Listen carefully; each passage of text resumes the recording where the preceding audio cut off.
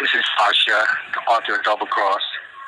The double cross is a metaphor for so many of the things that have enslaved us and destroyed the godlike in us, while we foolishly believe that it still exists as is in its present form. Remember, the chief character trait of the energy force we have mislabeled the devil is deception, to deceive, to double cross. In the climate that we live in today, it's a pathogen. It cannot be killed off. It will fight for its survival. Containment is the only solution. Our success as a nation is the greatest threat to weak, lazy, uneducated, sadistic European immigrants who use every trick in their book to prove themselves superior and failed. They would have us believe that something or someone else is responsible for our actions, the devil. And we have no role in it, that nothing is in our own hands. We have no responsibilities. Everything we need is to be given, told, or sold to us. Why? Because they know by studying the sciences that a thing's mind develops in line with its difficulty in finding nourishment. Look at the evolution of man, or the tag team hunting skills developed by lions, whose food on average runs 40 to 70 miles per hour. As a nation kidnapped, enslaved, then brought to these shores to build a white empire, we learned to stomach a great many abominations, and still do. Abominations we never touched on our native soil. Our captors, a filthy nation with a history of black plagues and measles and chicken pox and colds and flus and smallpox and syphilis and many other diseases they carried to the four corners of the globe. There are three main components in the making of a slave. The first is to change his or her name. The second is to change their belief systems. And the third is to change their diet. We are not here to escape from the world, but to help transform it. The creative instinct in all individuals is their spiritual nature.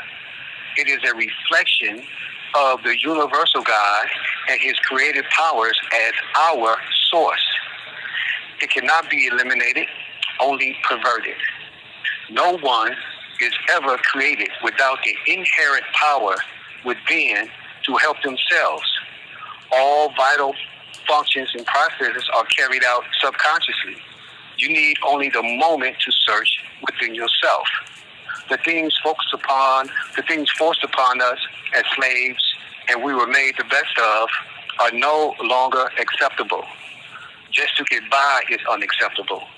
We are placed here to live. When we lack direction and purpose, we are tossed about to and fro, back and forth, this and that. We then become desperate to survive. Know this, a universe that is lawful in what you see is also lawful in the things that you do not see. This is why we pray. This is love supreme. The values and abilities given to us at birth give us the direction we need to find our course in this life. Our individual gifts affect our destiny, so find them and know them. We cannot escape our captivity if we never realize that we're being captive. Without knowledge, the will to get out dissipates. Let me say that again. Without knowledge, the will to escape dissipates, because anything and anyone can be trained. Anything and anyone can be trained to ignore its instincts. Whatsoever you believe, it will be done unto you. The shaping of it depends on your will. This is love supreme. Now, how can we build everything for another nation and not build it for ourselves? How can we raise and care for others' children but not raise and care for our own? How can we clean and manage others' homes but not our own? Build their businesses and not our own? We are not projections from the Most High. We come directly from Him. He fills His creation through His creation.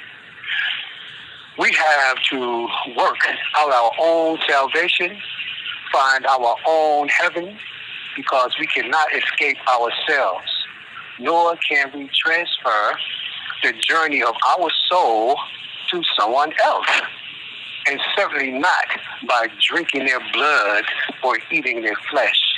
This is paganism, cannibalism, made wholesome as a part of worship by barbarians.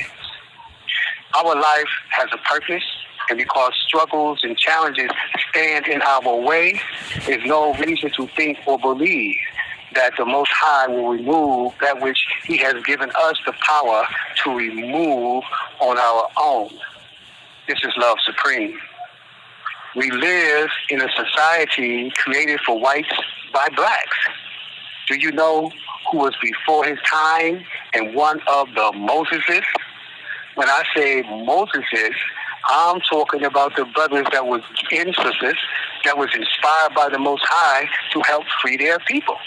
You know, the Nat Turner, the Sigourney Truth, you know, all of these people, Marcus Garvey, all of these people. But one of the cats that really came to us and tried to wake us up and we ignored him was Elijah Poo Muhammad. With just a third grade education, he taught us self-love, self-salvation, self-empowerment. He taught self-respect and how to build for ourselves. And most importantly, he taught the worship of the one God, not a graven image in the form of a Caucasian white man that created the mythology of himself as a god, then spread it all across the globe with a gun, a sword.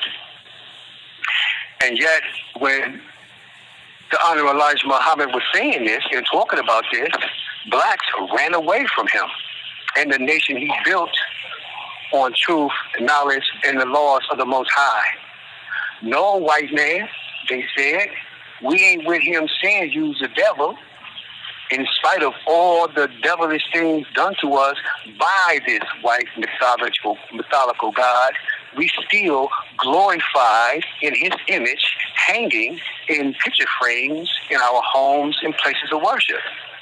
All the while, the white man is pushing us back, spiritually, mentally, and physically, politically, socially, and economically. No, niggas, get back. Can't you read the signs? I'm gunning you down in the streets by laws I made. You can't live over here or there. I keep you in poverty, poor health, and under stress. I renamed you monkey, nigger, and coons. I lynched you, beat you, and bored you in oil and bored you at the stake. I raped your women and children, males and females. I enslaved you and sold you off to my brothers so my brothers could make money and fuck. And yet you still worship my image as your God. Through us, and because of us, you have learned to enslave yourselves. If I won't treat you right, why would I educate you right? Wisdom lies not in seeing things, but in seeing through things. This is love supreme. We have to unlearn the fictional, childlike narratives put forth by white men to whom true knowledge was never given. What little they did get was stolen. The Messiah, he hid the truth from them in his teachings by speaking only in parables.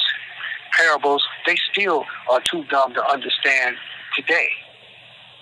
A soul cannot develop nor progress without an appropriate body, because it is the physical body that furnishes the material for the soul's development.